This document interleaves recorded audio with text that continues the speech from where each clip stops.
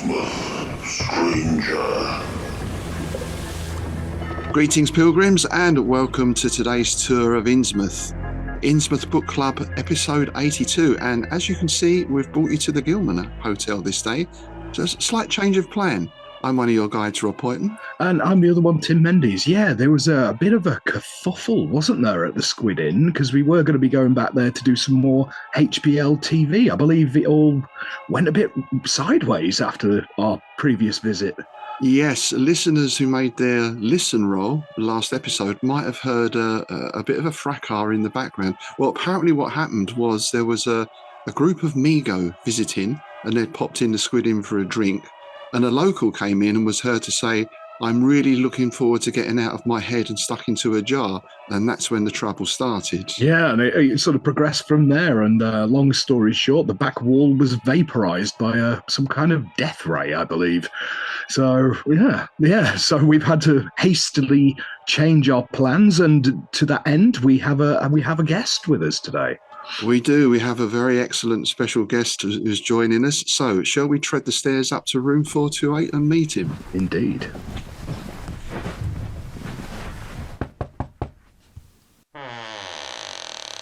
And here we are. It's Mr. Peter Laws. Hey, Peter, how you doing? Hey, good to see you. Come on in. Thanks for joining us in Innsmouth today. A very windy and chilly February Innsmouth. Yeah, isn't it always? Gosh, it is pretty much. Is this your first time here? First visit? No, I've been here quite a few times before. To be honest, I came here, I think, first when I was a teenager, and opened up this book at school, and ended up falling into this place. And I've returned here on various occasions. I've even got a little actual matchbook from the Gilman Hotel, which I got from somewhere. So yes, nice. I've been here before. Nice. Now, you're an author, broadcaster, musician, columnist for the Fortean Times. Quite a wide range of accomplishments. So I thought perhaps we could start back at the very beginning. Yeah. You could tell us a little bit about where you came from and how you first got into weird fiction. Yeah, I mean, I grew up being just weird anyway, I think. I think didn't we all? Yeah, exactly. Didn't we all? I think that just... You're in the right place. I think that was a genetic thing, maybe, like something from birth. It wasn't like I was a very normal person up until, I don't know, I got attacked in the woods and then suddenly I got converted to be weird. I've always kind of had it in my DNA. And I've also always found myself to be kind of inspired by the weird and attracted to the weird. And sometimes attracted to the grotesque and the shocking. And I don't only mean that in terms of like scary novels and ghost stories and monsters and stuff, but I mean like I love brutalist architecture, for example. Like I like car parks. I like things that everyone else says that's ugly. Right. I'll go, well, I'm gonna find something beautiful in the thing you've said is ugly. I even remember that at school. Like, that maybe if there was a girl I really fancied, I'd look at her when she walked in and go, oh gosh, she's nice. But I would equally find myself, I couldn't stop looking at the girls I really didn't fancy. Right. Like wow. I was just like, I'm so fascinated. Like, what is it about that person that I'm not attracted to? And that in itself had a weird attraction to it. So yeah, I've always been kind of weird in that sense.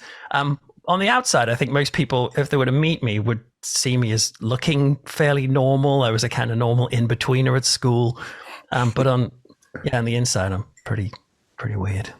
You're camouflaged. You're well camouflaged. Camouflaged, yeah. Yeah, whereas me, people could spot it a mile away. Weirdo. Yeah. I get that situation where like you lull them into a false sense of security, and when they get into a conversation, they're like, "Oh crap, who is this fella? Please let me out of the car now." Why is he talking about car parks and monsters in them? That's right. I mean, I spoke in at an arts event in Birmingham a couple of weeks ago. And it was a kind of church event, which was all about, should culture make us feel uncomfortable? And as I was driving up, I was telling myself, don't start the conversation when you get up on stage telling them about the film you just watched, because they're not going to handle it. This Christian crowd. But of course, as soon as the microphone got to me and they asked me the question, which I knew they were going to ask, when was the last time you've watched something that made you feel a bit uncomfortable? And I said, "Oh well, yesterday I watched a film called Bad Biology about a guy with a 4-foot detachable penis that would would roam around the town and kind of impregnate people." Yeah. And I could see this like church crowd going like, "What?" I thought you were going to say, I was a bit sad about the ending of Friends. Watership Down or something. Yeah, exactly. Yeah. So sometimes I find myself going straight to the weirdness just to get it out of the way. Do you think, I don't know what your exact age is, but I mean, we're roughly of a generation, and we've spoken about this a lot, that grew up with those, the scary public information films. Oh, mate. Yeah. Children of the Stones. The 60s and 70s was awash with occult paperbacks and TV shows. Do you think that is something that has played a part?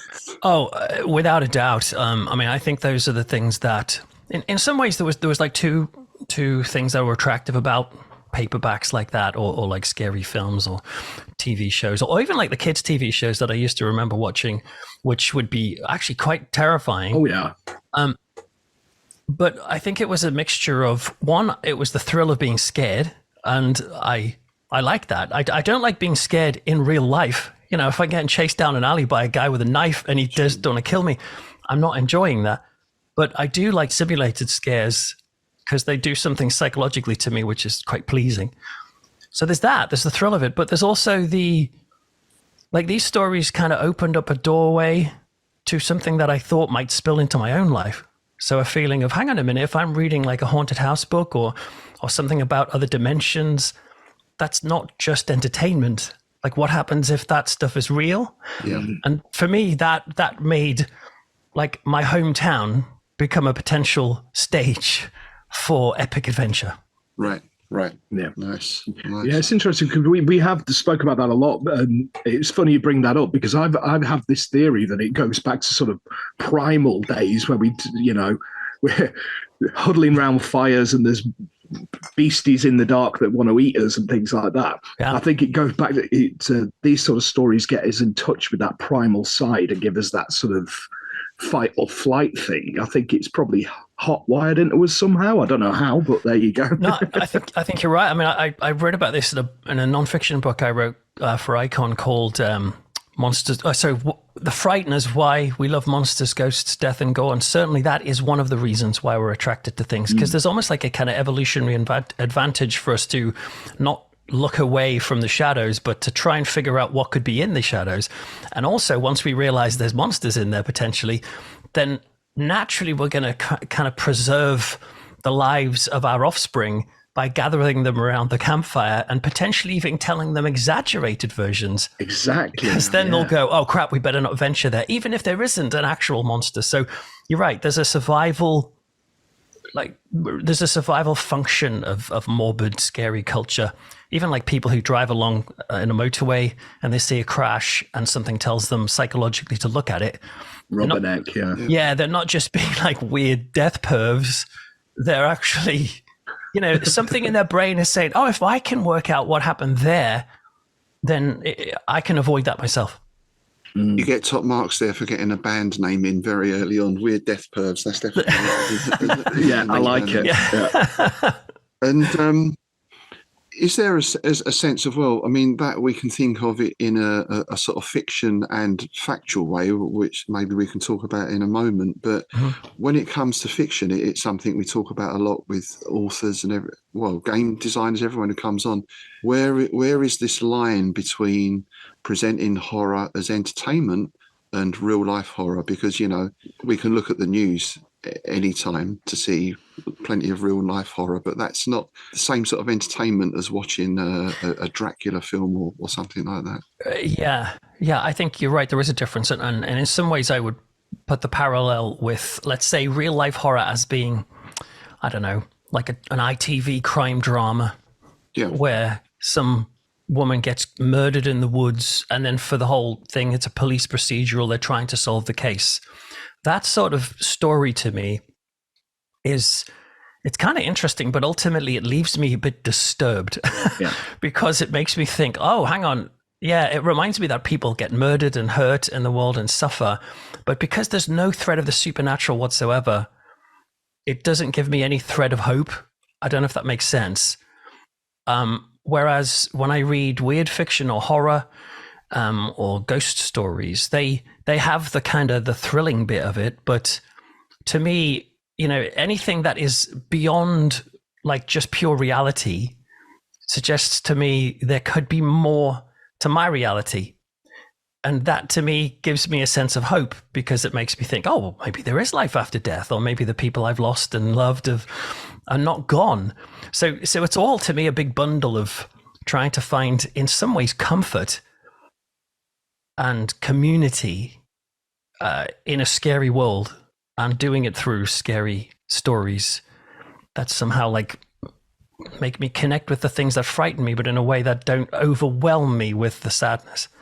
That's Nice. very Yeah. interesting. And I think along with that huge wave of fiction, supernatural horror fiction that we grew up with, there was also that, well, some people might say inverted commas, factual side of your Von Danikens, your Charles Berlitz, the ghost. And I mean, the ghost hunting programs over the last 10 years or so, I mean, have just multiplied and multiplied. Yeah. So perhaps that speaks to that need for us to try and find something beyond ourselves as well. Yeah, I think it does. I mean, I'm one of the so-called paranormal experts on the BBC show Uncanny, and that's been a massive hit, really. Like, more than I would have ever imagined it would be, but it's just been huge. And the people who kind of come to the live events for that, or who like listen to all the different seasons or read the books, the TV show as well on BBC Two. The people are not only looking, like I said, for like thrilling stories, but I personally think it's with my sociologist hat on. I used to do sociology at university. I do think there's a interesting response to like the loss of organized religion, understandably so, because so much of it represents things that we would be disgusted by. But that hasn't been replaced by pure skepticism. Has been for some. I've got some of my best friends are atheists, so that's not what I mean. What I mean is there's a massive amount of people that sociologists call the nons. They're the kind of people in the gap between, who aren't ready to, they won't affiliate with some organized religion, but they're not ready to embrace pure atheism, skepticism, because they're just not sure. They kind of live in this agnostic center. And so things like ghost stories, and particularly true life ideas of the paranormal, hunting for ghosts in buildings using machines to measure them, has this pseudo-scientific kind of look and feel. Like, to me, it's kind of like a new religious movement in some ways, like a revival of Victorian spiritualism, but in the kind of modern TikTok generation. Yeah, I was just about to say that. It's almost like harking back to the Victorian spiritualism with all the table tipping and all that kind of stuff. Yeah.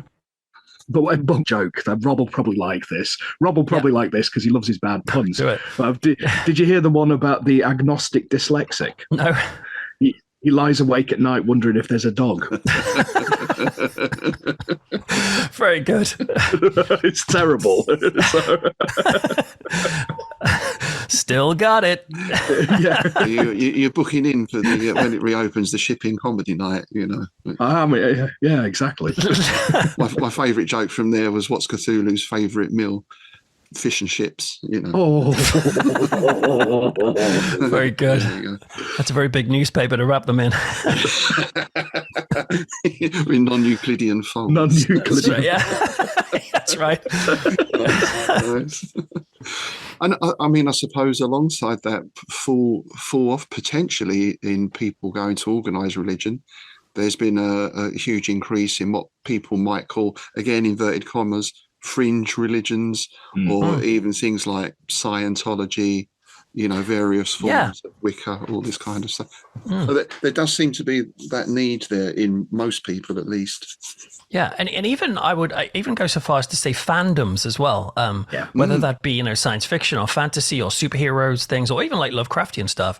That there is a kind of, what church did provide back in the day was an opportunity for disparate people from different parts of the community to come together with a shared goal, which is, like if I go to church, I might be sat next to like a guy, really struggling on income support, his life's falling apart. And then next to me is a woman who's a CEO huge corporation. And there's not that many places in society that will bring together disparate demographic groups, you know. But like religion can do that, but like religion is sort of faded away. But we still need that. And I do think like fandoms can provide that. You know, you can go to a convention, you can sit next to somebody who, again, they're just so many different walks of life, but you share a common interest. Yeah. We need it. This is why earlier I said, you know, that this sort of thing helps with a sense of community, you know, like connecting with other people, because it can be quite lonely, you know, being weird. Oh, yeah, absolutely. Yeah. I remember growing up, like, you know, small town, all that kind of stuff. And there was like me and my two friends who were into all this weird stuff. And everybody else, we were like pariahs, you know. Yeah. But then we went into Manchester and we found there was all these other weird people as well. Yeah, like, which is such a relief. Yeah. And then, of course, you start to realize like weird is only an illusion in a sense, you know, like it's just kind of what is different from the norm. And then ultimately when you get to meet and understand people, most people are pretty weird. Oh God, yeah. Like everyone's weird. The people who scare me the most are the ones who are the most normal. Yeah, definitely. That's exactly. quite disturbing. And it's all relative, isn't it? I mean, it's all, it is. It's all perspective. Yeah. So, perhaps we could get into Fortean Times, because I think that's where I first saw you from, your column in there. Oh, yeah. Which was always one of my favourite things to read in Fortean Times. You always used to turn to the reviews in your column at the back first. Yeah, I do that. I tend to read the reviews in the Fortean Times first. I don't know why that is. I just do. I think it's a thing of we're always looking for something to watch. It's a strange thing now. We've got access to 5,000 streaming channels and can never find a film to watch, you know. Yeah, it's true. So how did that come about? I mean, I think I was working as a church minister, and I had been fascinated by the topic of religion and horror. So I think at one point I did some of that in a master's degree. And so I decided to write an article, and I just pitched it to the editor of the Fortean Times. And amazingly, he said, like, actually, this is good. I like it. And so they ran that. And after that is when I got an opportunity to write some reviews for them. And I remember writing these reviews and sometimes struggling at first, thinking like, oh man, my writing, is it any good? Can anyone understand it? You know, I don't know if you ever do this when you write, but you write what you think works, and then you read it back and you think, oh, I'm now going to have to kind of translate that to something that people will understand, because they probably won't understand my phraseology or whatever.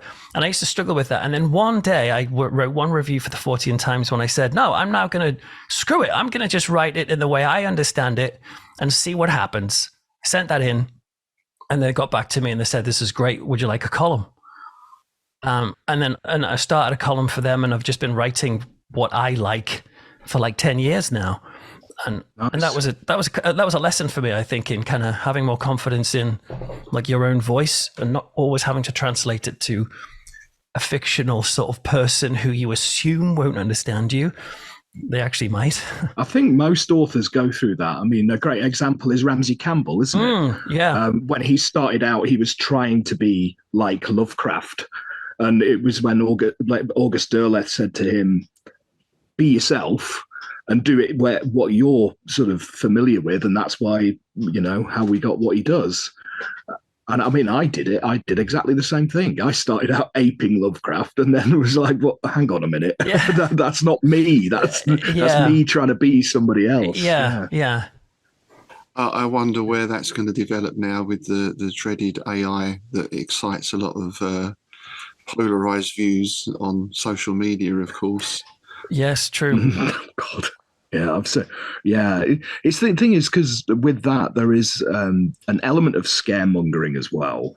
But it'd be interesting to see it, because you get a lot of very sort of reactionary things to it. Yeah.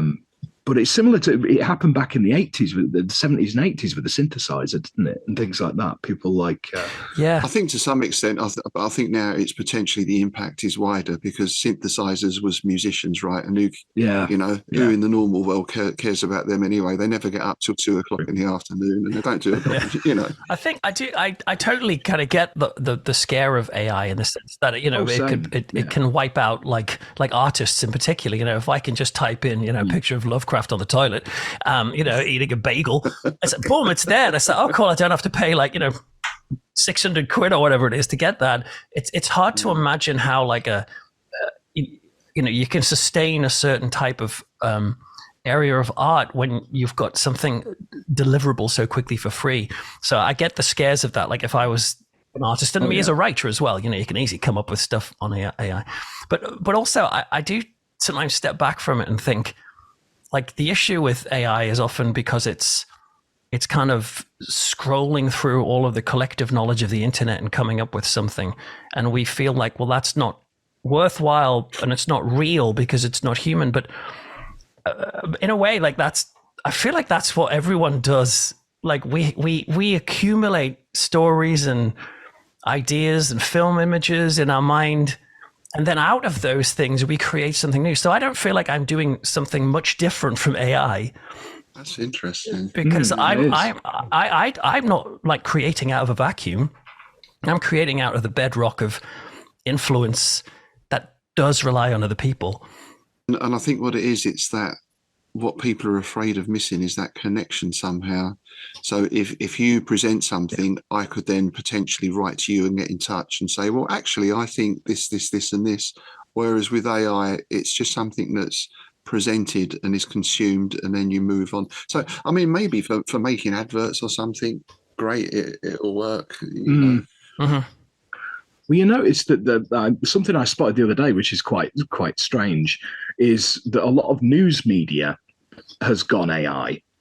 I was reading an article and it said this article has been written by AI, judging on all the facts, and it's basically sort of put it all together. Because you got the same thing going on Amazon as well, haven't you? It's like it compiles reviews. They gather all the reviews into like a buzz blurb kind of thing. With the news thing, it's like news media has really sort of, in my mind, declined over the last few years, because for a while it was just a collection of Twitter posts. Yeah. Do you know what I mean? It was like, here's the news. It's a bunch of people talking on Twitter. That's right, yeah. Fury at Meghan Markle's dress. And they go, oh, right, who's angry about it? And it's like Bob from Cleethorpes. From Southport. Has expressed his ire. And then you go down and it's just, you're right. Yeah. It's just a bunch of Twitter posts. Yeah. But I think that's that's the nature of kind of the platforms that we have is, everyone's so content hungry that to me, it's almost like a kind of, it makes sense that if everything's content hungry, then something is going to come up to feed that appetite, and AI is part of that. But does that mean there won't be casualties? Like, absolutely. Oh yeah. And that stuff's scary. But you could almost like cast your mind back to, like, I don't know, the blacksmith at one point must have been making an anvil or something, and then someone said, "Oh, do you know they're inventing a machine that can make that quicker?" And it's like my heart goes out to the blacksmith and his family, but equally, do I think therefore we shouldn't have invented machines to fashion iron? Like, well, Luddites. Yeah, exactly. Yeah. So what's the option? It's almost like it's progress, and progress, I think, is inevitably brutal and painful on people. Well, everyone looks back 50 years or whatever it is to that golden age, don't they? And that's quite a common thing on social media now. You look back at London in the past and everyone's, and I think London in the 70s, no, it wasn't it wasn't that. Yeah, the golden age in many ways it only exists within our minds. Yes, that's very true. And I do talk about this in this Frighteners book, because there is this perception that media and stories and stuff have become more brutal and violent, and therefore it has caused more violence in culture. And people tend to just say, well, it is more violent because look at the news. There's people stabbing each other left, right, and center. But I mean, if you do look statistically speaking, like youth violence, for example, is in over the course of, say, from the 70s to now, you would think it would have exploded because of so-called video games turning them all into kind of mindless killing drones. But that's not happened. Youth crime has actually gone down. Yeah. We're living in almost like, well, comparatively like a golden age in certain forms of like equality, or even stuff like, it wasn't that long ago in the 1990s it was legal to rape your wife. All right, sure, yeah. And now, do you know what I mean? And now it's like, holy crap, how could we ever have thought that was okay? So when you hear like, GB News and all these other things, that we're living in the last days of Sodom and Gomorrah, it's all falling apart. Let's get back. And it's like you're missing out the bad stuff from the past as well. Like they obviously never read the grim fairy tales, right, and all that kind of stuff. Yeah, exactly. Yeah. Just full of torture and everything else. That's right. Yeah. And well, talking about fandom and that kind of culture, 2 weekends ago, I was at a whole weekend of gaming. And there's conventions on and things on all over the place, and people in cosplay and people playing D&D, which I remember D&D was something you put in a bag and tucked under your arm and scuttled quickly around your mate's house, in case anyone saw you, sort of thing. So no, that's right. And I played some D&D growing up, or some Call of Cthulhu when I was a teenager. Not massively, but I used to like enjoy that stuff, and I used to like Lovecraft anyway, so that's what drew me to it. But at the time I didn't go to church. I was very kind of anti-Christian, anti-church, so I had no idea that there was a whole kind of satanic panic subculture going on until I became a Christian in my early 20s, much to the shock of myself. Everyone just assumed I was going to be a devil worshipper. And to be honest, a lot of people in churches think I still am, because I'm so kind of liberal and open-minded. Right. But I was shocked when I stepped into the church world and sort of just discovering the whole, like, heavy metal is evil and Dungeons and Dragons is bad and He-Man is, out to convert your children to witchcraft. I just did a debate on radio on Friday with an ex-psychic about whether Taylor Swift is a witch or not. Wow. Oh my word! Yeah, I've seen a lot of that conspiracy stuff coming up. It's bonkers. Yeah, and she was convinced, and I watched some of the comments afterwards, and most of the people are on her side, are saying like this Peter Laws has been compromised. Oh my like god! As if like some CIA government has come and like got to me. Blimey. So perhaps that's something we could talk about then, because I mean that's something I've experienced to some extent myself. The connections with the Russian Orthodox Church and some friends there who were even warning me about Tolkien, which is obviously the sort of wow, that's ironic. Well, it was strange. I was told something like, "Oh, of course, he went mad in the end. He died in an asylum." And I thought Tolkien was a devout Catholic, very spiritual man. Yeah. So it seems. There's a wide range of opinion, I suppose, but if the devil exists, then surely God does as well, right? So there's that. Well, I'm obviously I'm the sort of person who is open-minded, which frustrates many people. So therefore, I'm totally open to the possibility that God does not exist, and it might all just be a big illusion, and there's no such thing as the supernatural. If that's the case, well, I mean, I guess I won't know because I'll be dead. But that is, I am open-minded on that. But I don't know. I think one of the reasons why I've been attracted to horror and ghost stories and all those sorts of things isn't, just because of the thrill, like I said earlier, but it is because in some senses, I have like death anxiety. I have a fear of suffering and death. And exactly. Yeah. It's kind of a little bit weird when you meet people who are like, roll on death. It's like, I have met some Christians like that, like elderly people. I mean, I've been with two people who, died just in the last like sort of 6 weeks and sat holding their hands, like not far off the end. And, sometimes in those situations, I'm really envious of the, like, I just can't wait to slip away and rejoin my family. And as corny as that can sound to a modern audience, I'm like, I'm not going to lie, that's attractive to me because I find this sort of stuff a bit scary. And that's one of the reasons why I'm into this stuff, because I'm looking for things that keep that veil open potentially. But does that mean I'm 100% on that side? No, because I'm also a human being who has doubts. Sure. I think anyone who says they're 100% in anything is either deluded or not being completely honest. And maybe it is that. I mean, we had experiences in my own family, which I've spoken about on the podcast before. But, especially when someone close to you dies, there's that very natural urge to want to communicate with them the last time and all that sort of stuff. Yeah. And obviously there are people who take advantage of that. And there are perhaps other people who maybe have some sort of gift. And I suppose really, given that nowadays we live without a lot of mystery, we know what things are made of, we know what thunder is, we know what the sun is, but there's still this huge big mystery that we all face. So perhaps it is tapping into that feeling as well. Yeah. And today on Innsmouth Book Club, we solve death. Nice. Well, Innsmouth is the place to go if you want to live forever, right? Because you just wonder and glory forever. Yeah, there you go. So how do you fit all this together? It's something that always fascinates us. Is Lovecraft created this amazing playground, if you like, and brought in that. It wasn't maybe the first, but I think he certainly did it the best, this cosmic outlook. And as we know, he was totally against superstition, totally against any religion, complete materialist. Sure. How do you reconcile those two things? I think I reconcile them just in the sense that I respect that worldview. Like even my own novels that I write crime fiction or supernatural thrillers. And the main character in that is a staunch atheist, like an ex-church minister turned atheist professor who helps the police solve, religiously motivated crime and on the trail of kind of Christian evangelical serial killers and stuff. And to me, I've never been a person who feels like I have to pick a side because I have a lot of kind of empathy for whoever's in front of me.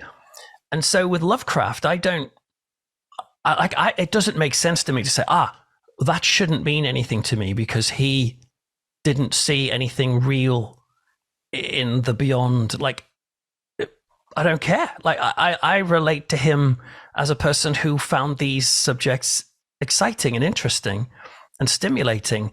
And that in itself is really, beautiful to me to think that, and I particularly resonate with Lovecraft because of his lack of success in his life. And to think of what happened after his death and now how just how big he can be and so meaningful and influential on culture, and to think he never had that. There's part of that which is I just look at Lovecraft. Yes, there's all the stuff to do with like his racism things. I understand that that's not something to just hop over. I personally, I'm not going to disconnect with him because he doesn't believe in God, because in just the same way as I'm not going to curate my relationships, and I think this is one of the problems with the modern world. It's that we live in a society where we are able to curate our communities so well that we just surround ourselves with yes people, and that just block. I don't like you. I'll block you. Exactly. It's understandable. I understand that people can get offended and triggered, and I don't want to belittle that. But the result is a tribalistic society where nobody really understands each other. And so, to me, to avoid H.P. Lovecraft because we might be have differences of opinions on the potential of the supernatural, it just does not make sense to me. And that's not even to mention the fact that I just love being in his world, and I love the monsters, and it's not even about his plots, and it's certainly not about his dialogue, but it's not about, it's just about his world. There's something I find, there are certain things in my life that as soon as I think about them, I'm in the mood for them. And there's a lot of things I'm not, I'll think, science fiction. I like science fiction. I'm in a horror mood today. But there's something about H.P. Lovecraft that as soon as I think about his world, I'm in the mood for it. Yes. Yeah. And I'm up for it. And I'll want to listen to music related to that, or just think about it, or imagine being in that scenario. So yeah, I'm not going to block him out of my life just because he's a human being like me. It's kind of the equivalent of if you're flicking through the channels and you catch one of those films and it's one of those you sit and watch. For me, it's like Jason and the Argonauts or something. Oh yeah, I'm gonna watch that to the end. Yeah, I did that with Commando with Arnold Schwarzenegger the other day. Film. Yeah.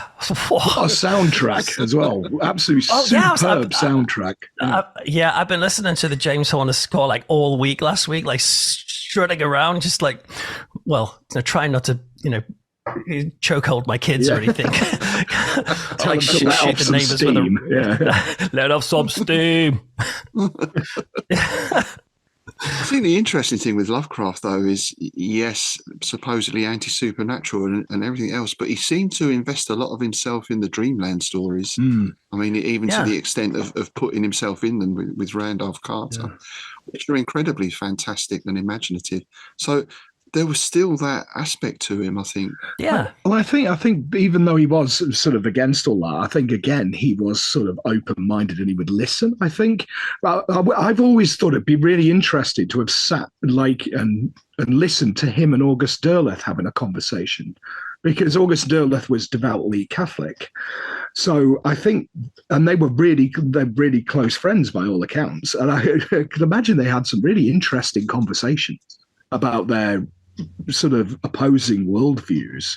Yeah. And I get that, because I mean he had a lot of discussion with Robert E. Howard about various political things as well. And I think it's interesting because you do find, like you were saying, that a lot of people from all sort of backgrounds and all beliefs seem to like Lovecraft, even though he was sort of against a lot of this stuff. Strange, isn't it? Yeah, unless there is, I know this might sound a bit weird, but unless there is something actually supernatural going on with Lovecraft. Yeah. You know what I mean? Yeah, we go. Unless he kind of has opened up a seam in the imagination that is pointing a jaded society to the potential of there being other dimensions and all that sort of thing. Like it can't. It does. He does feel weirdly relevant now, and that people aren't prepared to drop him, or maybe it's just because he's got cool monsters. I don't know. I'm open to the possibility that there was something. Maybe he was surprised at the seams he was digging. He would be surprised at what was maybe underneath them. I don't know. Yeah. Maybe that's like the UFO phenomenon, though. In the old days, they were fairy lights or spirit lights, and the wisps, UFOs. It's still the glowing thing that takes you off somewhere else. Maybe there's the time loss element that is very similar. Yeah, maybe it's it could be. And there's something about Lovecraft as well that I've always kind of been attracted to and found scary, but fascinating. It's the idea that the gods they don't love us. But they also just like, they're not even bothered. They don't even hate us. We're just like, who cares? You just, it's like, if I've got a crumb on my finger, I'll just get rid of that stack. It's just just being totally irrelevant. That's what I've always found the most scary thing, is that feeling of insignificance. Yeah. And maybe that's, sorry, go on. I was just going to say, maybe that's why I find sort of religion to be interesting and intriguing, because it presents a kind of framework of the supernatural that says, but you are significant and you're loved. But of course, that could be just a myth to feed my narcissism. Like I'm open to that. but what happens if that's true? What happens if there really is a kind of a benevolent character in the world? So yeah, like I say, I can be frustratingly kind of wishy-washy with these stuffs, but it's an interesting author, a Franciscan monk called Richard Rohr, and he wrote a really interesting book called Falling Upward, where he talked about how the first half of your life is really about black and white thinking, and you just decide, well, I believe that or I don't believe that. But as you get older, you start to kind of get more and more data and more information, and for many people, they start to just be, I'm not fully sure what I think about these things anymore. I used to be dead set against this, but I'm not sure. And he says that for many people, they see that as a sign of losing the plot, but for him, he's saying, no, this is what you might call spiritual maturity. the kind of ability to realize, oh, maybe I'm not all that. Maybe my opinions aren't the be all and end all, and I'll be open-minded and generous to other people. And who knows, maybe they could be right. And that I think I'm that type of person. I'm willing to be gray. Nice. The grey man. The gray man. Yeah. But I mean, we all grow up in constructs, and we tend to cling to those because they're a source of comfort for us, and we make our own constructs as we go along as well. Yeah. So we were talking the other week about the idea of sanity loss. Part of that is when you realise that your construct bears no relation to reality at all, and that mental shift you have to try and make. So I always wonder, I mean, that can work both ways. You could say religion is a construct, but you could say being anti-religion is a construct, because neither person can prove definitively. Which makes them both essentially faith systems. Yeah. I always said that about Dawkins and people like that. Yeah. I think, well, you've got just as much faith as X, Y, and Z. Yeah. The thing about sanity you mentioned is I guess that's another thing that I'm attracted to with Lovecraft, because the potential of, like, I always used to sort of just feel a real shiver at the things where, like in Dagon, there's a bit where there's just that famous line where he says, I think I went mad then. Yeah. And that stuff, just that gets to me, that freaks me out, because yes, I'm frightened of monsters and scary, creatures and stuff, but the thought of losing your mind is a frightening one. And it's one where, like, so when I've been involved in paranormal things or written on this sort of stuff before, like I'm up for going and exploring spooky places with other people, but there's a different type of fear that I get if I'm on my own. Yeah, and that's because if I was to see some sort of apparition, let's say, in front of me, if I can't verify that with another person, then I'm the sort of, because of this open mind, I'm the sort of person to say, hey, well, I might have seen a ghost, or I might be losing my mind. Well, that's something you see in M.R. James, isn't it? Where you'll get the protagonist getting his friend to go along to verify, just for backup, just to verify what he's seen, because he's scared that he's basically losing the plot. That's actually a common thing in ghost stories, isn't it? Having your sort of subordinate protagonist who is only there to verify. Mm-hmm. And I think this could be especially relevant for people who are skeptical or atheist, and they don't believe that this sort of thing can happen. And there are, what I'm persuaded by on the existence of the paranormal is just the sheer amount of kind of eyewitness testimony of people who you can interview or read about, who they'll just say, look, I was totally not into this stuff. And I always used to think people were into the paranormal for the same reasons I was because they were searching for some evidence to help them deal with death, all that sort of stuff I mentioned before. I was really shocked by the amount of people I met who said, I had no interest in this topic whatsoever. I don't even believe in ghosts.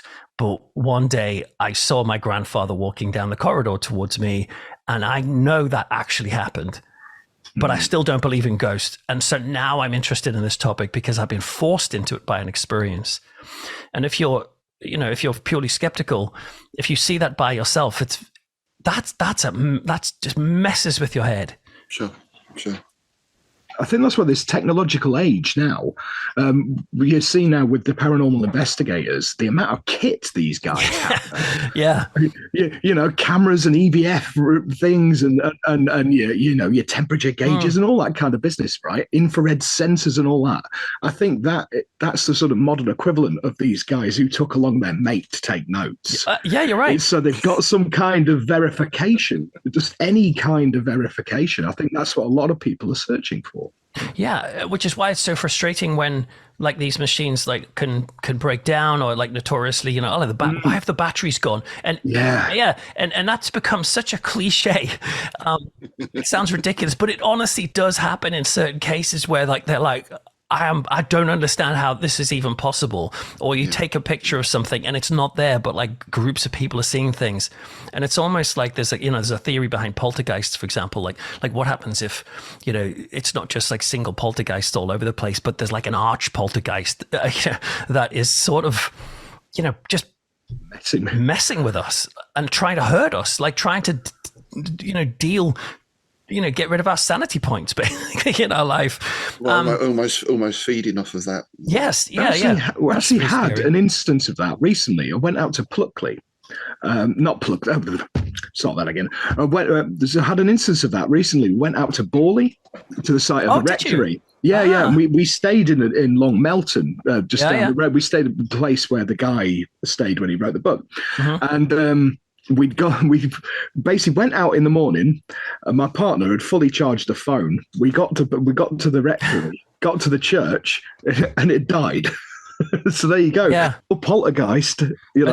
Strikes again. It was probably just because it was cold and her phone's old, but it could have been the poltergeist striking again. Maybe. When you get patterns of these things happening, and I mean, a particular one with the poltergeist was after coming back from a certain place to a flat my girlfriend was living in at the time. We had certain things happen. We even got some interesting photographs, and we even nicknamed it Peter the Poltergeist, and that was the feeling of something coming back with us. So I was just wondering, from the perspective of when you or people go out on these ghost hunts, is there any feeling of danger? Do you think about some form of protection, that something might attach itself to you and come away with you? Is that something? I mean, I guess for me there is.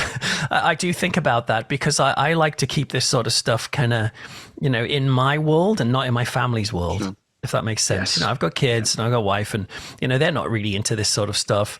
And so I most people, when they go to work, they don't necessarily have to bring back the stresses of that or the experiences of that, or if they're getting bullied at work, they're not going to worry about the bully turning up in the bedroom at night and blah, blah, blah, blah. But there's always that possibility with the with the paranormal that ideas of paranormal contagion and that sort of stuff, that what happens if that can happen, just like when you go to the haunted mansion in Walt Disney World, Florida, and Magic Kingdom, and you go in the haunted mansion ride and they say like, be careful, or like, watch out for hitchhiking ghosts, you may have a ghost come home with you, and that gives you a little chill. But there are like documented cases of spillover. It's usually not as big. It's not like if you have a poltergeist case in one place, it's usually like it dissipates somehow. So, but there are still sometimes things that happen. To me, I find that quite scary, because it's not under my control. It's like, no, I want that to be over there. I don't want it to be here. Yeah, you can compartmentalize it out. Mm-hmm. I guess by the same token, there seems to be so much ghost hunting going on now. Is there anywhere that's never been tested? And we know from people who have been involved, well, not naming any names, that there can be a certain element of, shall we call it, showmanship? Oh, crikey, yes. I mean, like not just showmanship, but outright lies. When I was researching this for that nonfiction book, I got surprised at what a kind of Wild West the paranormal kind of industry can be. And even like, I went on a werewolf hunt in Hull with this historian, and we were searching for this werewolf who was supposed to be sighted, and he and I were dragging pieces of peppered steak up and down the waterways of Barmston Drain, trying to entice it out. And Nice. and during this hunt, That's brilliant.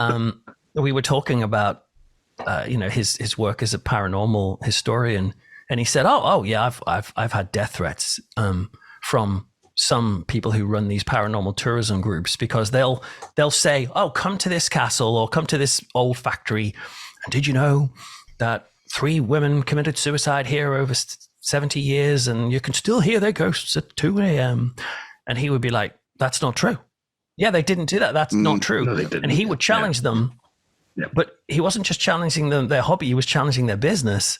Right. And so they would come back and say, if you do that again, we're coming for you. So I'm not saying all groups are like that. There's loads of very reputable, decent groups, but it is a Wild West. of people who, like, where do you train and get an official qualification in, parapsychology? Well, I mean, there's some, but, or like I remember somebody offering me a demonology course. Get a demonology course for free. I was like, okay, well, who are you? And he was just this kind of ex-postman or something who just read a few books and now he's in prison. I was going to say that could be just sign on the dotted line in blood. Don't bother reading the small print. Yeah, exactly. Yeah. So it is a Wild West, but I mean that is the obviously the kind of the natural thing that will happen when we have a dissipation of personal authority when it comes to deciding how the world works, and I think that's fine. By the way, I do think we all have the right to choose what we think is true, whereas in the past there would be like one single narrative that some people would veer away from. But naturally, you're going to end up with some scary theories and theories that can exploit people. Funnily enough, my wife Lara was just mentioning to me the other day, she found out something about there were some people, I think it was a few years back, petitioning Parliament to ban ghost hunting, or at least to kind of license it. And it was just kicked out straight away, because where do you even start with that? That's interesting.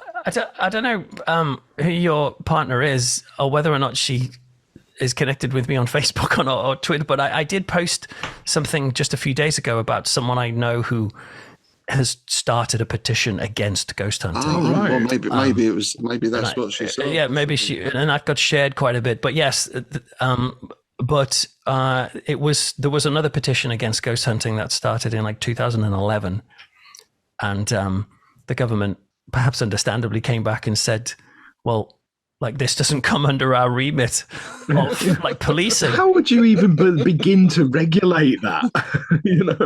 Yeah, exactly. Yeah, exactly. So it's a crazy way, I think, of approaching the topic. But that some of these people come from the point of view which isn't illegitimate, which is that some of these ghost hunting groups are, treating historic sites like dirt. They're just like trumpet, or they're somebody's died, or there's been a murder.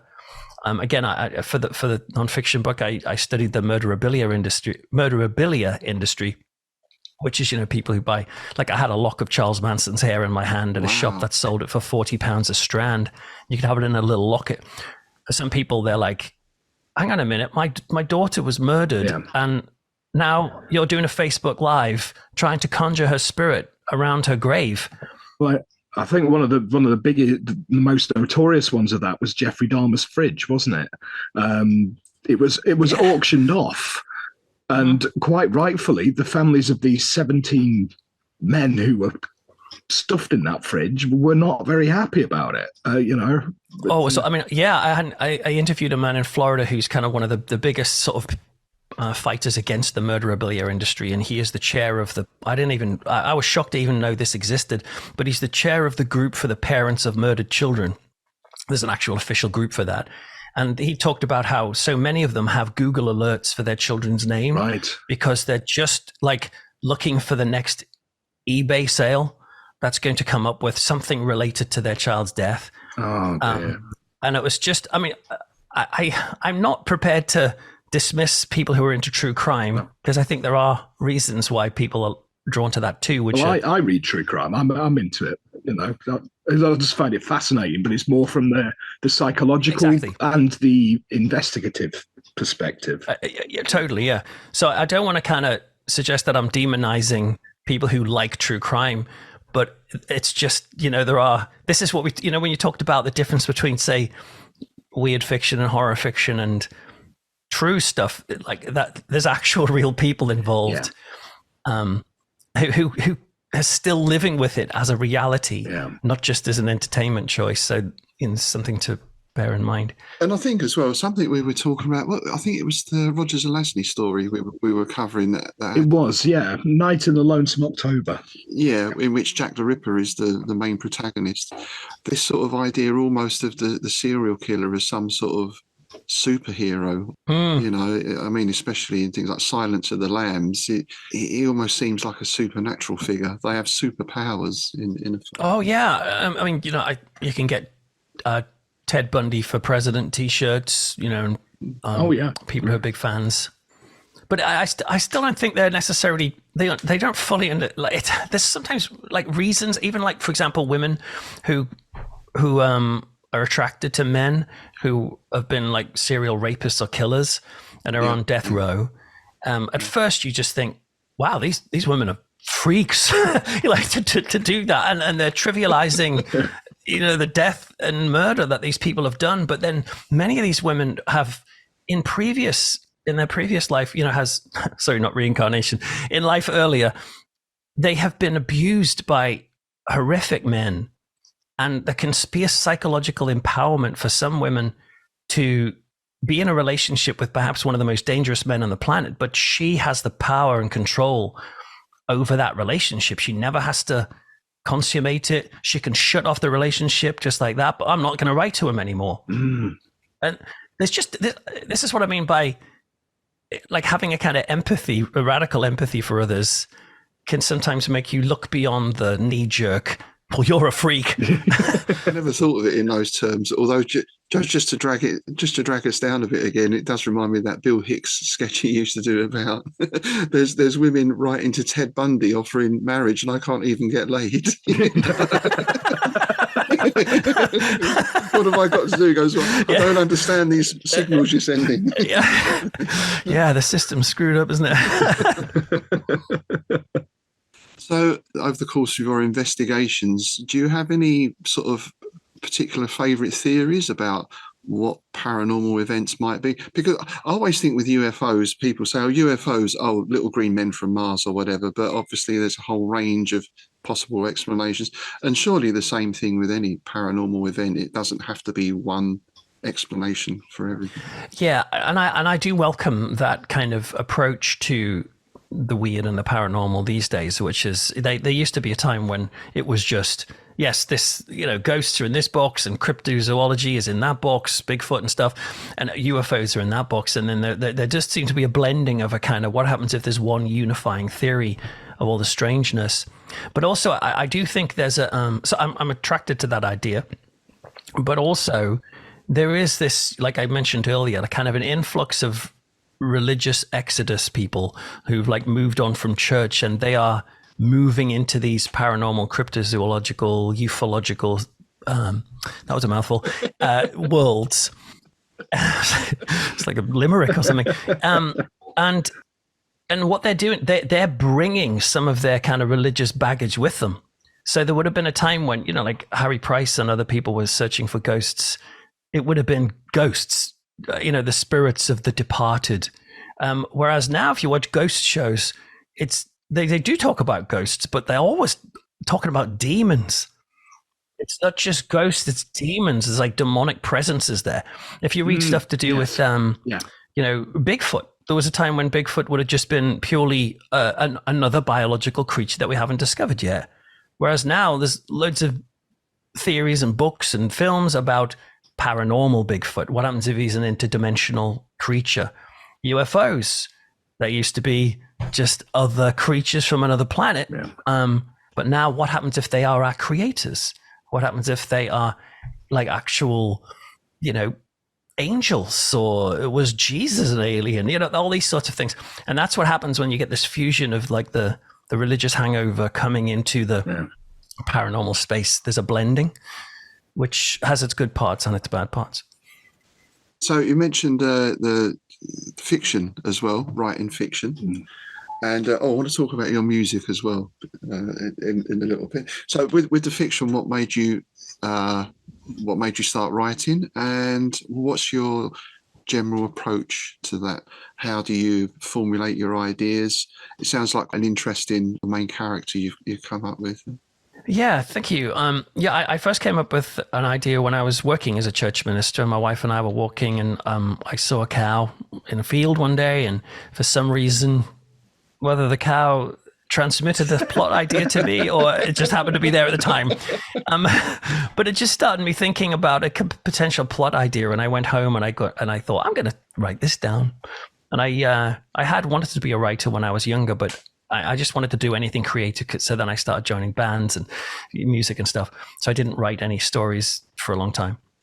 But then I found that this story ended up becoming a full novel. And I sent that out. Oh, cut a long story short, I got a literary agent very early, which I assumed meant, I'm just going to waltz into getting, that's how it works, isn't it? And it didn't quite work that way. So I, after many, many rejections, and this is why I did the nonfiction, to be honest, because I thought, no one wants the fiction, so I'll come up with a nonfiction book as a backup. And then amazingly, I got the 2-book fiction deal. And then the nonfiction deal came through like a couple of months later, which I'd almost forgotten about. So I had to write a nonfiction book in the same year as I wrote my second book novel. But yeah, so it was just from an idea that explores stuff that I'm interested in.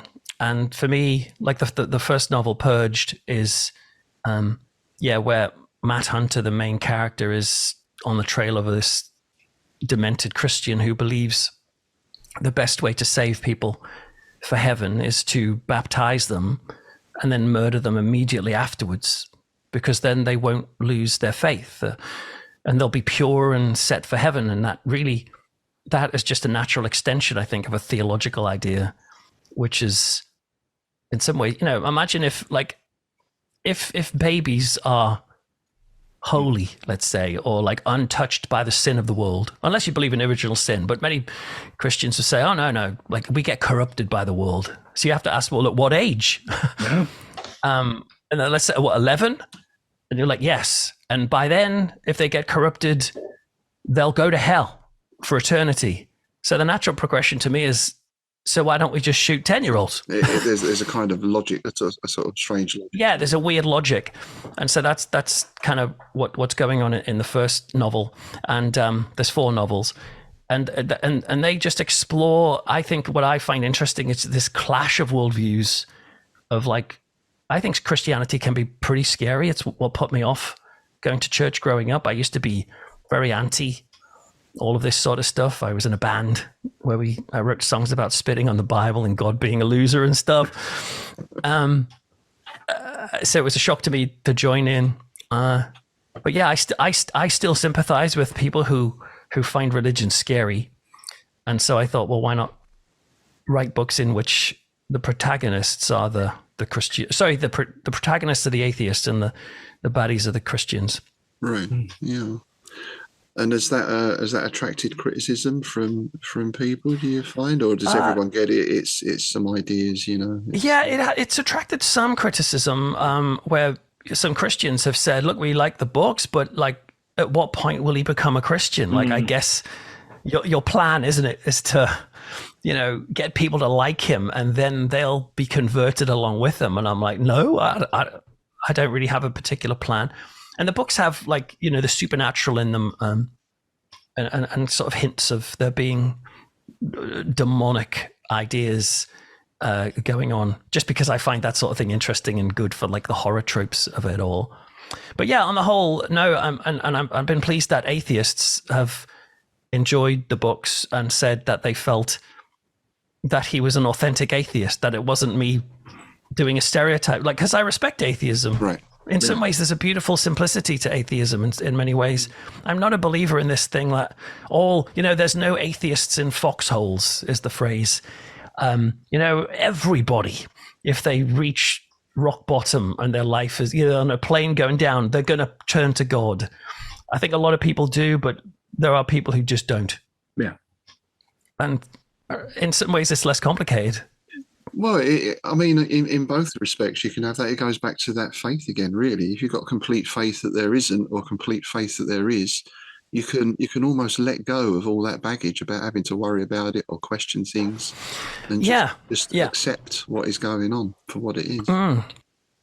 So those books. There's 4 of them. The latest one, Possessed, although that came out like a couple of years ago, because I haven't written another one since then, because I moved into podcasting and done quite a lot of work in that now. But the last one was about the massive growth in the demand for exorcism, because that's been really big these last few years. Just more and more people coming to ask to be exorcised. And so that book explores that idea of possession and whether or not it's more mental health issues or if there's actually something going on. That seems to have come around in the media again as well, doesn't it? There's the Exorcist series, and was there a new movie? Yeah. And I've seen lots of little kind of Exorcist type. Was it the Pope's Exorcist and stuff? There's a lot of books as well. Yeah. Yeah, a lot of books I noticed in Waterstones.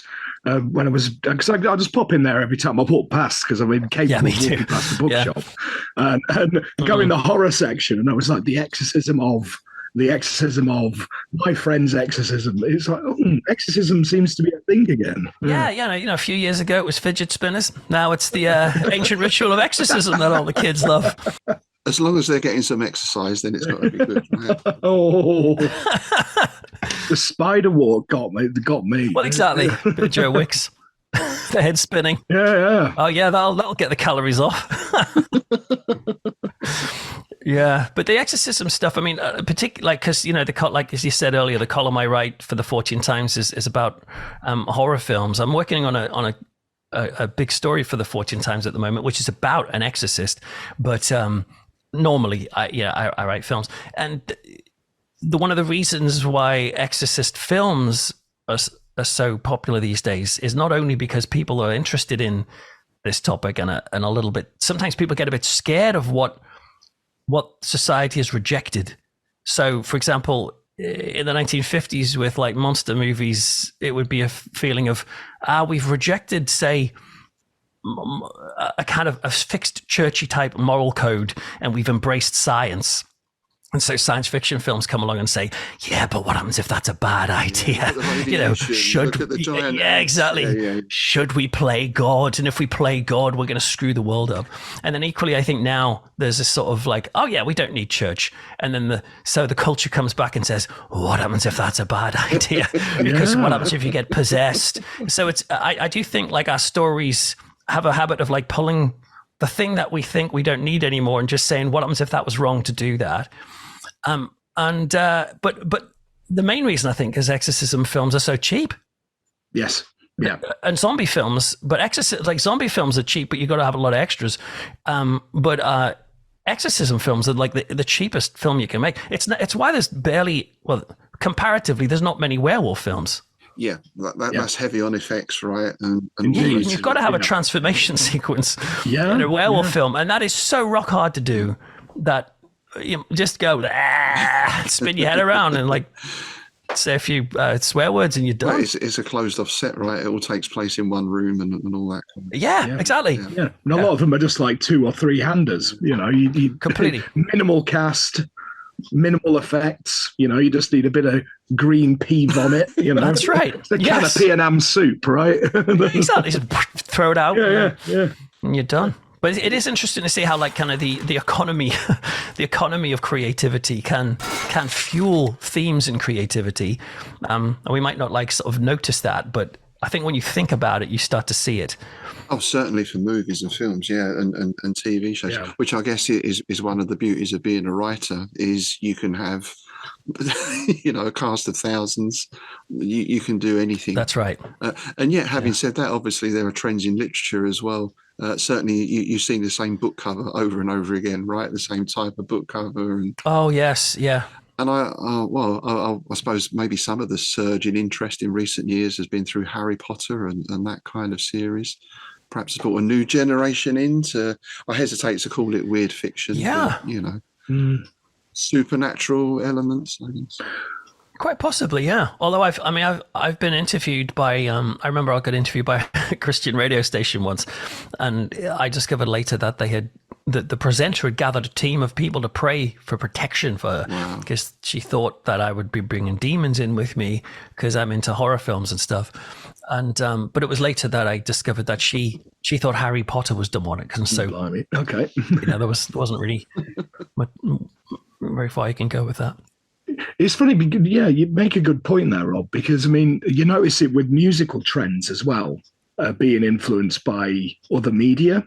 Yeah, you notice in the early 90s there was a big upsurge in the goth scene because of films like The Crow. Yeah. And then kind of vampires it sort of went away. Yeah. And then recently you've had it again because of things like Wednesday. Yeah. It was like all of a sudden, because I do a monthly club night, you notice that like up until a certain point, my average age of my clientele was sort of late 30s to early 60s, and now we've actually got people in their early 20s again, and it's really strange. Cool. It's like, where did the young people come from? Yeah, there are cycles, isn't there? And there's even cycles in the sense of like who are the gatekeepers for the creative industry, and you tend to work out, well, if you, it just stands to reason, if you work your way up in a, say, film studio, the people who are going to become the big gatekeepers are probably going to be in their 40s to 50s, like the ones who are really high up. And so they start saying yes to projects that stoke their own nostalgia. So I think that's why you see so much or you have seen so much 80s themed Stranger Things and stuff. But I'd say that, but naturally that will phase out and will be replaced by 90s themed stuff or early 2000s stuff. And it's just like whatever's nostalgic to the gatekeepers will become the culture of today's audiences. Yeah.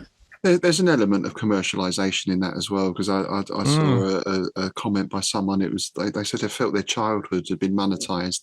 You know, there was a slew of like Thunderbird toys and dinky models of UFO things, all for like 80, 90 quid or whatever they are. You know, really appealing to a specific generation. Oh, it's ridiculous, isn't it? Yeah. Well, it's the vinyl is another one. The resurgence of vinyl, and it's like the other day I went into HMV in town, and I was like, "Oh, I'll go and see if they've got that new record by such and such a band," and I was like, 40 quid.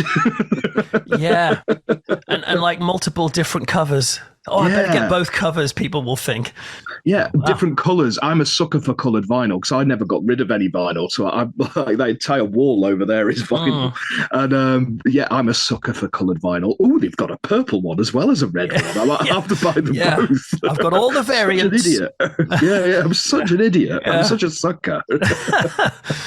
Apparently CDs are the things you want to go for, by the way. I read an article the other day which is saying, there would have been a time when everyone was chucking out their vinyl because they thought it was irrelevant. But those who kept their vinyl were able to kind of make a killing once vinyl hit. So again, the fashions of taste. I've still got all my CDs as well. I'm a hoarder. I've still got VHS tapes. I'm waiting for VHS tapes. I've got loads of them. Yeah, 2 crates in the back there. Can't bring myself to have the same. Love VHS. They were hard fought for, some of those. They took some finding, Oh, didn't they just? Yeah.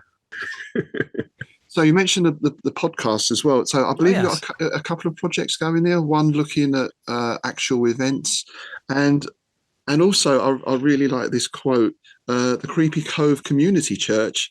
Songs of Praise meet Stephen King." Nice. That was great. Yes.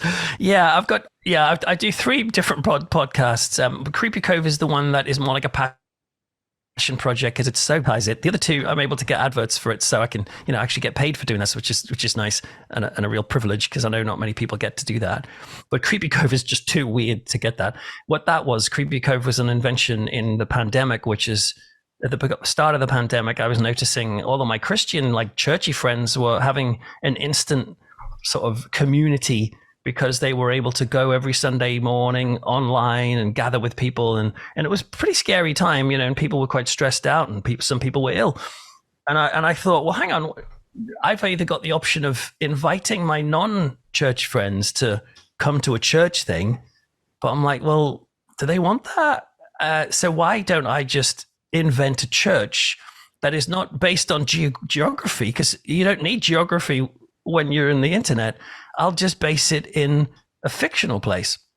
And so I invented this church called Creepy Cove Community Church, which broadcasts its services from a haunted fishing town, much like Innsmouth, to be honest. And I would just put out a whole service, so people would listen to it, and you hear it's all sound effects. You hear the notices. You'll have interviews with the congregation. Some of which are, many. They're all basically in Creepy Cove. All horror movies actually happened. So, like Jason Voorhees runs the fitness club on a Thursday. So people, we've got an actual kind of audio running episode where people can go for a run with Jason chatting about his crimes, and like the nativity play for the Christmas special, like had Jack Torrance and Wendy Torrance from The Shining playing the parts of Mary and Joseph and stuff. So it's pretty messed up, and it would have a sermon in it, but the sermon was about like well-being or like mental health, or like to encourage people. And and eerie prayers and meditations, so people might meditate, but based on The Exorcist or something, or Children of the Corn. And the encouragement was just to say, look, like I'm presenting this as a church thing, but like if you're not into that, like swap out any words you don't. If you don't like the word Jesus, please swap that out. Put whatever you like in. And I was amazed at the response to that. I just gotten contacted with people who still, even today, have found that helpful. And like even Satanists contacted me and said, I would never step foot in a church, but I would gladly attend Creepy Cove because it helps me. And then there's always like a horror hymn where I would like either do a kind of John Carpenter-esque or spooky, scary version of an old hymn, or a brand new song. And there was an episode where it was where we called Cthulhu on the phone. I was going to ask about that. Yeah, yeah, that was pretty wild. It was the church, the village has the town has the festival of Poseidon at certain points in the year, and they have get together and honor all of the underwater gods, and that includes Cthulhu. But they had to get him on the phone because if they had him in there, it would send everyone insane. Yeah. Yeah, he doesn't do personal appearances much. No, he does. Yeah. Apparently, he's on Cameo now. But as soon as you watch it, you just like go and kill yourself afterwards. So I recommend it. And we know, meantime, it's Niall Athertep running the whole of social media anyway. Oh yeah, it has to be. Yeah, that's the only thing that makes sense. Exactly. Oh, yeah. But Creepy Cove, it was great, and I had a Patreon related to that, and so that Patreon still runs today. But I had to switch that out to just a general Peter Laws Patreon because like I say, Creepy Cove was great, but it's just a bit too hard to monetize because it's so obscure. And so that's when I started writing for an American company and then hosting for them. And so I do a show called Our Curious Past, which is kind of strange. So for like forgotten moments of history, sometimes with strangeness in it. And then the other one, which is, I guess, the most popular one, which is called Frightful. And that is scary true stories, particularly of the paranormal. Nice. Out of all the stories you've covered, is there one that particularly gets you? You'd really like to know what happens. I think of things like, is it the Dyatlov Pass? I'm not sure if I'm pronouncing it right. Yeah. Or, various things, or the... I always remember reading as a kid, we had I think it was Reader's Digest book of the Unexplained or something, and there was an incident where they found the hoof tracks that stretch for miles across the snow. Yes, yeah. And you just sort of think, I just wish I could find even just that one. Wish I could find out what it was. Yeah, there's loads of them, but partly, like, for example, say Bigfoot, for example, I think I'd kind of be a bit disappointed if they discovered Bigfoot tomorrow and were like, we've got one now, and now he's just slipped from the ranks of mystery and unknown, and now he's just another gorilla. And I'd be like, oh. So some ones I don't necessarily want solved. But there's been, I did an episode on Skinwalker Ranch, a 2-part episode, which is obviously kind of like very famous and place in Utah where, strange things have happened. And it's often maligned by many people because they'll say, it's just a TV show about it's all fake and whatever. But for a little while I was doing that, I was part of the Skinwalker Ranch Insider group where I had access to the webcams of the of the site. And so I was able to, as I was writing these 2 episodes, I just had the cams playing all the time. And I had to come out of that program because my Wi-Fi completely started screwing up. And I got the Wi-Fi people the internet provider to look into it, and they sent me a new modem router, and that didn't work. And they were like, "We don't understand what's going on, but we've never seen this problem before. But your Wi-Fi's going all screwy." And so I stopped watching those cams, and then it got okay again. But the weird part was, and that could have just been a coincidence, but the weird part was the second episode I put out, and I had the sound of the webcam in the background, and then I started getting messages from about 6 different people. Some people I know and trust, and they said, after that episode, I listened to it, and some weird stuff's been going on in my house. Like a couple I know said, we listened to the episode together, and then the next morning we got up and the shoes in our closet had the laces had been tied together. My word. And we don't have children. We don't have children. What the hell? And then other people, like this woman said, my son is starting to, while I was listening to it, he started talking to something in the garden. Ooh. And that show was about people seeing weird wolf-like creatures in their garden on their hind legs. And the other one was a woman. I put this out and said, look, people, just to warn you, people are saying this is freaking them out a bit. And of course, people are going, this is just a clever marketing ploy, which I suppose you could say it could be, but some people were a little bit worried about it. So I thought I'd put the message out. And this woman said, I'm fine. You know, I put this challenge to me. Good. I'm going to listen to this episode 2. And she listened to it. And the next morning she contacted me and said, I can't get out of bed. I'm so dizzy. Something's going on, and I've been struck with terrible vertigo. I've never had this before. And I was fine until I listened to this episode.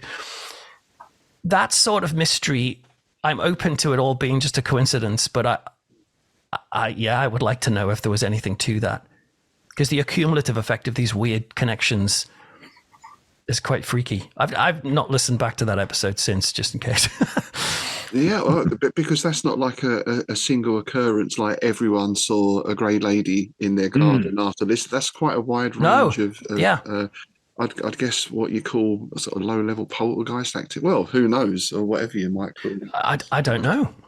But certainly watching those cams like screwed up my Wi-Fi and for the rest of the family.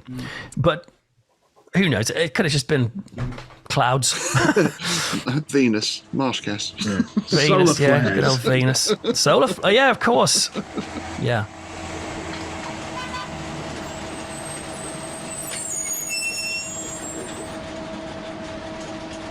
I hear old Joe is pulling up in the bus outside, so it's soon going to be time for us to leave as the sun sinks slowly over Devil's Reef. Of course, as a guest, Peter, you get to stay here overnight, but I get the feeling you're going to be quite safe. I think you. Yeah, I quite like the food here. It's a bit fishy. It's a bit. You're the first guest that has said that. Well, I've got this like really strong Tabasco sauce that I have to put on it just because the fish stuff is just so intense. You've just got to like put a bit of Nando's peri peri on it. Chola hot sauce. Yeah, it's the only way to get it down. Certainly a very distinctive, well, it leaves an aftertaste. Yeah. It lingers for... Nice crisps, though. Great crisps. Rinsed crisps. I think they ship those in. Scampi fries. Yeah. So what's the best way for people to find you online and to look at all these? And I feel we've just skimmed the surface of so many of your projects here. But, yeah, I'm a bit creatively hyperactive, I know. That's great. We like that. Yeah, you can, I guess the central kind of hub of the universe of me, I suppose, would be peterlaws.co.uk. If anyone wants to sort of connect and get more extra content and that sort of stuff, then patreon.com/peterlaws, because that sort of support is a big deal to me. But if you just Google Peter Laws, you'll find me on shows like Uncanny, but also on podcasts, and my books are available in most places on audio, paperback, and that sort of thing. So yeah, peterlaws.co.uk. And your books and yourself will also be available for anyone who wants to meet you in person, because you're going to be a guest at the Innsmouth Literary Festival coming up this year in September. Yeah, looking forward to that. I came to that last time, and really enjoyed it. It was great. So looking forward to coming to that again. Excellent. Thanks for joining us today, Peter. Thank you. Have a safe journey home. So, yes, I'm mentioning the Innsmouth Literary Festival there. Don't forget, it's September the 28th. And if you are a patron of the show, you get free entry to that as well. And if you'd like to become a patron and support the show, do check out our Patreon page. Not only do you get free entry to the ILF, you get bonus content for the Innsmouth Book Club and Strange Shadows. You get a quarterly copy of Innsmouth News. The spring edition of that is currently in production, so that will be out shortly, and lots of other little bonuses as well.